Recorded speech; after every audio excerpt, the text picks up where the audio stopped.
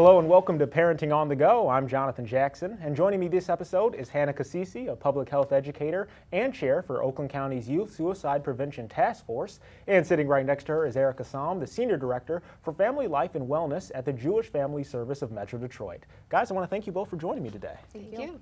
Now, we're going to talk today about a very serious issue that I think all parents and all communities should be aware of, suicide prevention. And how heavily would you say, Hanna, that suicide has impacted our community here? Yeah, so suicide is the second leading cause of death for persons ages 10 to 24, and that's on a national level and a state level in Michigan. Like many other counties in our state, Oakland County has definitely been affected by youth suicide. It takes an emotional toll on family and friends that have lost someone to suicide, and also those that have attempted suicide as well.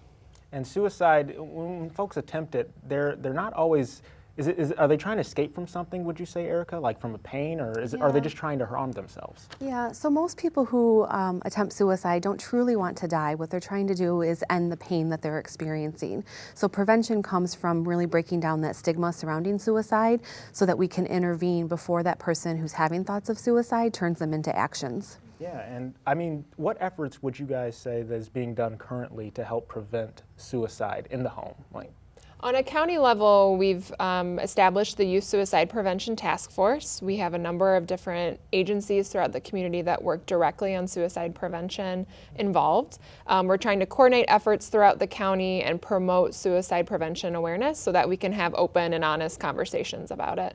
Like Erica mentioned, it's important to have those conversations to break down that stigma and promote help-seeking behaviors. Exactly. I think educating ourselves on the issue beforehand is important, and it's not just for our professionals either, right? We should be just as educated as well. Absolutely, because the reality is that most people who are having thoughts of suicide are going to come in contact first with a friend, a teacher, a youth group leader, more so than they're going to come initially with a professional. Mm-hmm. So everyone really needs to be involved. It's a community effort.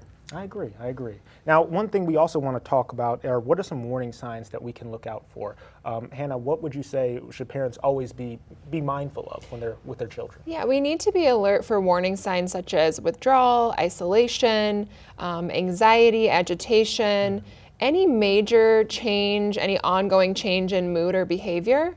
Those are some really big warning signs, as well as if you hear phrases like life isn't worth living anymore or what's the point, you need to get immediate help. Phrases that sound almost like giving up, right? Sound like just no hope or that kind of mentality. And what would you say, Erica, though, can parents be alert of in preventing suicide? Well, so I would say the first two things that a parent can do or family members can do is to make sure that they lock up their medications so that the youth does not have access to them, as well as if there's any firearms in the home, they really need to be removed. Firearms is the most common and most fatal means to suicide, more so than all other means combined, and that's because a firearm can be the most fatal. Of course.